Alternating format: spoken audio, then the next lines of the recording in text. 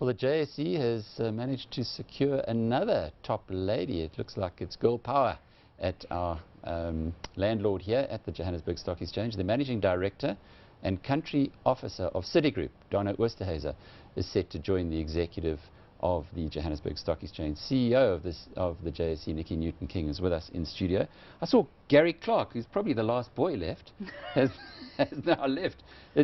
You've really got a strong team, but you've managed to almost pluck the best woman in South Africa to. Well, I'm certainly I'm very proud of the fact that we're able as the JSE to attract such extraordinary talent and caliber of people. You think about that level of depth that is available in this country, and for us as an exchange to attract them, I think really speaks to the role that we have to play. Why have you gone for women mainly though? No, I haven't actually gone for women. I do think though we are an organisation with quite a large number of senior women, and that has a tipping point. Okay, how many men have you got left on your exco? I've got 11 people on my exco. I will have 3 men and 8 women, as it turns out. With John Burke runs the listings area. Our CIO is a gent, and then major other areas are run by business areas run by women. That's good. You're waving a flag here to show that it is possible, because many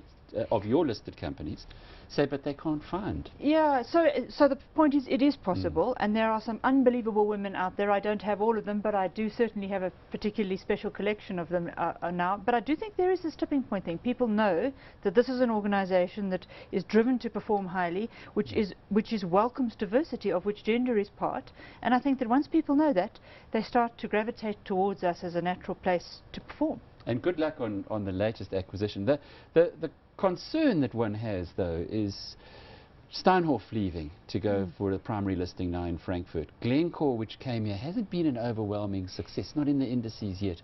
How are you addressing those? Because in long term, those have got to be your big challenges. This is absolutely right. I mean, our business is about servicing issuers and investors. And if you think about the issuers, the Steinhoffs of this world, we need good issuers on our bourse. We're beginning to get some of the issuers that went private equity back again. We're going to be welcoming Alexander Forbes on the 24th. And so we have got a really good section of issuers. It's important that we get the sorts of issuers investors want to invest in. So the likes of a Glencore are extremely important to our investors. We need enough free float here so that they actually can get into the indices. And that's part of the conversation we need to have with them, because once you have enough free float, you're in the indices. That automatically creates the tracking attention that brings liquidity. New listings are such a good indicator for investors as well, aren't they? Are you finding given that the JSE index is in record territory, that you're getting a lot of interest? Not because the index is in record territory, but certainly you're seeing the end of the private equity lockups, so those exits are starting to happen. We're starting to be a place where African issuers are starting to talk to us, I think, more seriously than before. But the reality is that this is not a booming issuer space. On the other hand, our job is to make sure that we position the issuers we do have to the investors in a way that makes them accessible, so we run showcases here, we run opportunities for investors to actually engage with issuers. This whole exercise in repositioning the JSE is actually to make it much easier for issuers to get their story out to the investors. But it's a very important thing you've said now, because we've both been around for long enough to remember when the JSE was in expensive territory. I'm talking about the index from an investor's perspective. The issue is you just couldn't handle how many people wanted to list. But that's not the case now, which would also tell us something.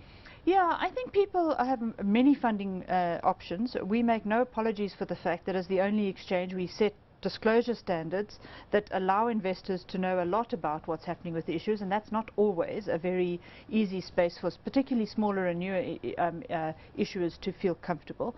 So it's not a place that will attract and be attractive to every sort of issuer, but we do look at the range of products that we have and say, how do we increase that range? So it's not just about issuers, it's also about things like ETFs, ETNs, bonds and so on. Bonds and so on, yeah. Before we finish, this FSB attack on the over-the-counter market, the other exchanges, forcing them to get stock exchange licenses, might that be maybe a problem in future for you if you get a whole bunch of other stock exchanges that are now being licensed?